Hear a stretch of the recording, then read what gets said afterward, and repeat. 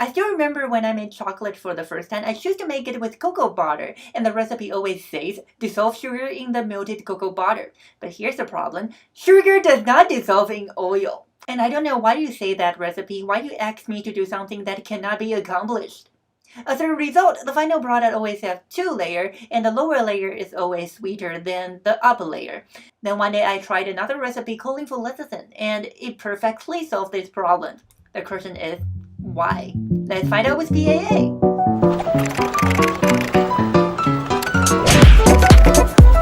Hi, I'm Shangshilo. Welcome to What People Also Ask, where I search something seemingly obvious and share with you some of these thoughts, aka People Also Ask, which is a feature telling you what other people are searching on Google that relate to your query. Today's keyword is lecithin, and specifically the chocolate making implementation of lecithin. So I think it's a good idea to talk about what is lecithin first. So what is lecithin?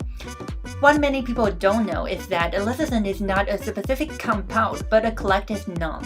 According to the definition of lecithin in the book Lecithin, Source, Manufacturing and Use, published by the American Oil Chemists Society in 1989, lecithin is a group of yellow-brownish fatty substances occurring in animal and plant tissues that are amphiphilic, which means they attract both water and fatty substances, and are both hydrophilic and lipophilic, and are used for smoothing food texture, emulsifying and homogenizing liquid mixtures. Lecithins are mixtures of glycerophospholipid, including a bunch of hard to pronounce stuff. I know most of you don't actually care about this, so let's move on to our next part. So do you need lecithin to make chocolate? Google's auto-generated answer is linked to an article titled Soy Lecithin in Chocolate, Why It Is So Controversial, published by the Chocolate Journalist, which appears to be a website of journalists who cover the news and trend in chocolate industry. According to this article, chocolate makers usually use lecithin to thin down their chocolate mixture and make it more walkable. And 0.5% of lecithin can thin down the chocolate to the same degree as mixture added additional 3% or 4% additional cocoa butter. But this article does not answer my question regarding how lecithin helped me solve the layered chocolate problem. But I found two pieces of research can answer this question. A study published in the journal Food Hydrocolloid in 2005 observed the dispersion of sugar in oil solvent, such as cocoa butter and soybean oils, with and without emulsifiers such as lecithin, and found that emulsifier can effectively reduce the volume of sediment. The study believes that this phenomenon is due to the fact that surfactants such as lecithin reduce the strength of attractive interaction between the sediment and sugar particles. This theory is supported by another study published in the journal Colloid and Surface in 2013.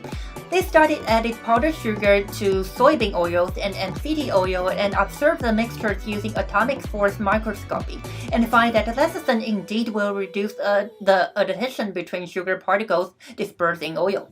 So after reading these two researches, I realized when you make chocolate, your goal is not to dissolve the sugar in cocoa butter, because I promise you, you won't make it happen.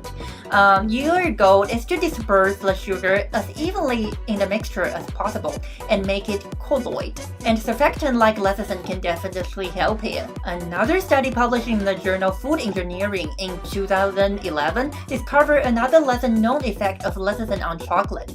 It can speed up the cocoa butter crystallization process and result in a more homogeneous microstructures for seeded chocolate. As to what is crystallization and seeding, I recommend watching another two videos by Kitchen Matter. I will put a link in the description. So what if you don't want to use lecithin for some reason? Let's talk about our next part. Can pectin replace lecithin? Google's automatic generated answer is linked to a research titled Okra Pectin as Lecithin Substitute in Chocolate, published in 2019. On journal Scientific African. According to this research, you probably can use okra pectin instead. In this research, they used different proportions of okra pectin in place of lecithin in milk chocolate making process, and found that all chocolate samples from the various formulations had similar sensory property as well as texture parameter, aka hardness, cohesiveness, adhesiveness, springiness, and chewiness, which suggests that it is possible to use okra pectin as emulsifier to produce milk chocolate that is acceptable to customers. Okay, let's recap. Today we learned that what is lecithin and why you need lecithin in chocolate making process and its scientific explanation. And you might be able to use pectin in place of lecithin in milk chocolate making process. If you made it to the end of the video, chances are that you enjoy learning what people also ask on Google. But let's face it, reading PAA yourself will be a pain.